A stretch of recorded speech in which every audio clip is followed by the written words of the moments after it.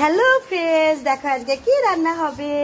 আজকে কাতলা মাছ রান্না হবে। এই দেখো, তার ডিমও আছে, আবার তেলটাও আছে। তেলটা আমি বড়া করে খেতে ভালোবাসি, আবার ভাজলেও ভালোবাসি, কিন্তু কি বলতো, তেলটা বেরিয়ে যায়, গলে যায়, এর জন্য আজকে আমি বড়া খাবো। আর এই দেখো, আর এই কাতলা মাছটা ভাজা হবে, তারপরে হচ্ছে সুন্দর টেস্টি ঝোল রান্না হবে। আর এই এগটা, এই যে মাছের ডিমটা, এটাও আমি ঝোলের মধ্যে দিয়ে দেবো। ঠিক আছে, তো রান্না শুরু করা যাক। ঠিক আছে, তেলটা গরম হয়ে গেছে, এবার মাছটা ভাজবো।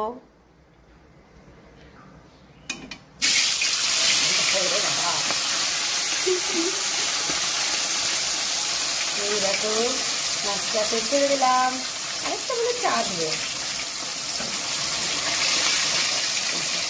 দেখো মাছটাকে উল্টে দিই। দেখো মাছটা ভাজা প্রায় হয়ে গেছে। আমি এবার বেশি কড়া ভাজা করতে ভালো লাগে না, আর খেতে ভালো লাগে না। এই দেখো মাছটা ভাজা হয়ে গেল। আমি দুটো করে ভাজছি, বুঝেছো? একবারে তো দিলে তো সব লেগে যাবে, তাই দুটো করে ভাজছি। এটা হচ্ছে জ্যান্ত কাতলা মাছ, বুঝেছো? আর জ্যান্ত মাছের টেস্টটাই আলাদা, তোমরা তো জানোই। এই দেখো মাছ ভাজা হয়ে গেছে। কারা কারা এরকম কম মাছ ভাজা ভালোবাসো আমাকে কিন্তু বলো, ঠিক আছে? তারপরে শুরু হবে। এই দেখো মাছের ডিমটাও একটু ভেজে নেবো। আমি একটু পালাই, এই যে মাছের ডিমটা ভেজে নিচ্ছি। তখন এটা দুধ থেকে ধরছি। হ্যাঁ, ডিম যদি ফাটে, মাছের ডিম, বুঝেছো? এটা মাছের ঝোলের মধ্যে দিয়ে দেবো, বুঝতে পারছো? এই দেখো, এবার দেখো উল্টে দিচ্ছি। হ্যাঁ, এই দেখো, বুঝেছো? এটা কিন্তু বেসন টেসন কিছু দিইনি, এমনি দিয়েছি। তাতে দেখো জবার বেটে আছে।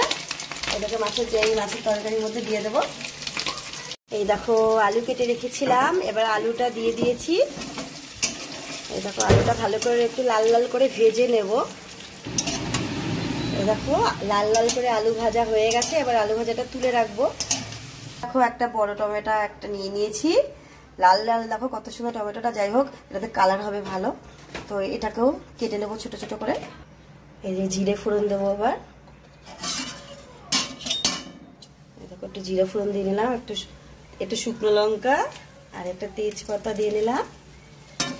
আচ্ছা, দেখো টমেটোটা এরকম কুচি কুচি করে কেটে নিলাম। এই যে এবার টমেটোটাও দিয়ে দিচ্ছি। দেখো এটা প্রায় ভাজা হয়ে গেছে টমেটোটা।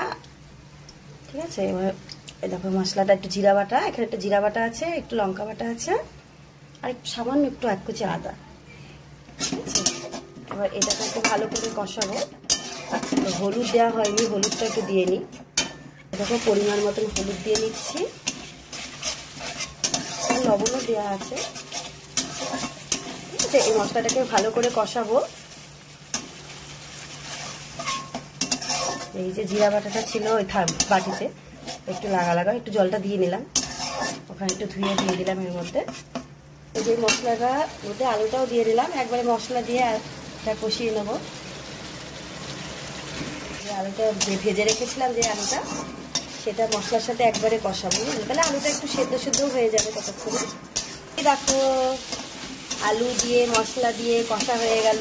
এর মধ্যে যে জিরা বাটা, এই সামান্য একটু আদা, হ্যাঁ, তার একটু লঙ্কা দিয়েছি, বাটা দিয়েছি লঙ্কা একটু, আর আস্তেও দিয়ে দিয়েছি, কারণ ছেলে তো বেশি ঝাল খেতে পারবে, এর জন্য একটু ঝালটা একটু কমই দিই, পরে আবার মিশিয়ে দেবো। যাই হোক, দেখো কষাই হয়ে গেল। এই দেখো একটু জল দিয়ে নিচ্ছি, জল দিয়ে একটুখানি আবার একটু নাড়া দিয়ে নিলাম। এই দেখো এবার একটু বেশি করে জল দিয়ে দিচ্ছি।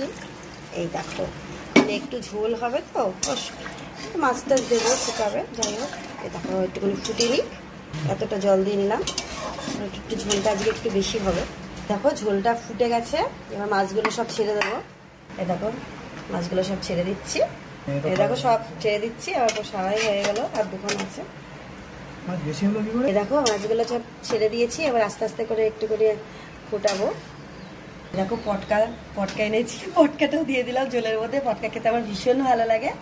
এই দেখো এর মধ্যে দিয়ে দিলাম, সফট হবে। এই দেখো আমার হচ্ছে ফিশ রান্না হয়ে গেল। তো তোমাদের কেমন লাগলো আমাকে কিন্তু কমেন্টস করে জানবে, তোমরা কিরকম করে খাও। আমরা তো এরকম করেই খাই, আমার তো ভালো লাগে। এবার তোমাদের কেমন লাগলো আমাকে কমেন্টস করে জানবে। টাটা, সবাই ভালো থেকো, সুস্থ থেকো, আর পুরো ভিডিওটা দেখার জন্য থ্যাংক ইউ।